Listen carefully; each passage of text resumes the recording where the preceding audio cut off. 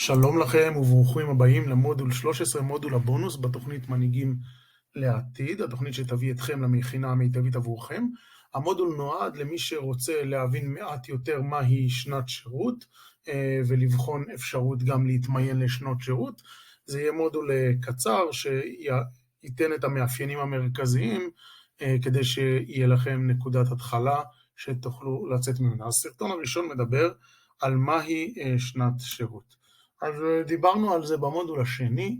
שנת שירות היא שנת התנדבות בקהילה שמתבצעת על ידי חבר'ה בשנת י"ג.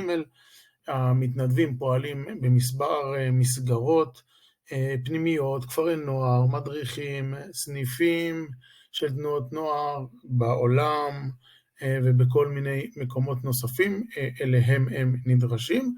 ושנת שירות בדומה למכינה היא נעשית לפני הגיוס לצה"ל והיא לא מחליפה אותו.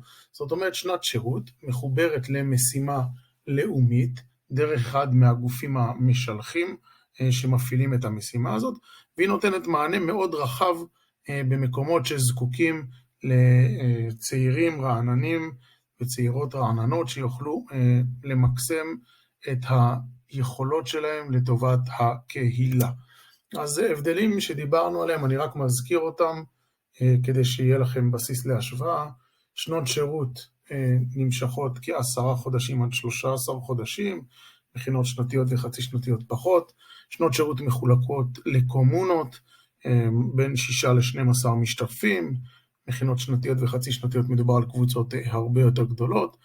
שנות שירות אין עלות, אלא אפילו מתוקצבים, בניגוד למכינות שנתיות וחצי שנתיות שיש עלות בין 1,000 ל-1,500 שקלים לחודש.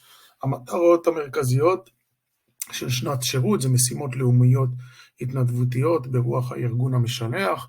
מכינות שנתיות וחצי שנתיות זה יותר קשור לפיתוח והעצמה בתהליכים מקדימים אל הצבא. ותהליך הליווי, שנות שירות הוא יום ליווי אחד בשבוע, תהליך הליווי יותר כללי ופחות אישי. מכינות שנתיות וחצי שנתיות, תהליכים קבוצתיים ואישיים ממוקדים, לכל חניך יש מדריך מלווה, כאשר הכותרת בשנות שירות זה יותר המשימה ההתנדבותית, מול מכינות שנתיות וחצי שנתיות, שזה יותר תהליך של גיבוש זהות ופיתוח אישי לטובת העצמה עתידית. אז זה מבחינת ההבדלים בין שנות שירות לבין המכינות. מהות שנת השירות, כמו שציינו לפני כן, שנת שירות היא שנה שמחוברת למשימה לאומית. המשימה הלאומית קשורה לרוח הארגון שמפעיל את אותה שנת שירות. המשימות הלאומיות שונות, מגוונות, וכוללות ערוצים רבים של התנדבות בכל רחבי הארץ. יש שנות שירות, יש גופים משלחים, שמי שמתנדב בהם זה רק מי שגדל בתוך אותה תנועת נוער או בתוך אותו ארגון, ויש שנות שירות שמקבלות אליהם גם מתנדבים ופתוחות לכל מי שחפץ לעשות שנת התנדבות דרך אותו גוף. יש שנות שירות ייחודיות לציבורים מסוימים, לציבור הדתי, לציבור הכללי, למגזרים מסוימים, המגזר הערבי, המגזר הבדואי.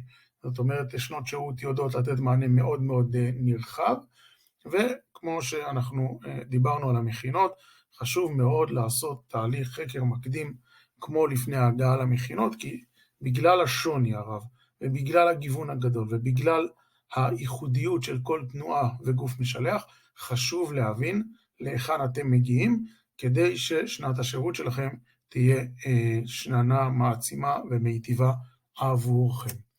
אז אם אני מסכם, ראינו מהי שנת שירות, ראינו את ההבדלים בין שנת שירות למכינות, ראינו שיש גיוון גדול מאוד בשנות השירות, ושהן פונות לציבור מאוד מאוד רחב, והתהליך המקדים שחשוב לעשות דווקא בגלל השינויים בין התנועות והארגונים השונים.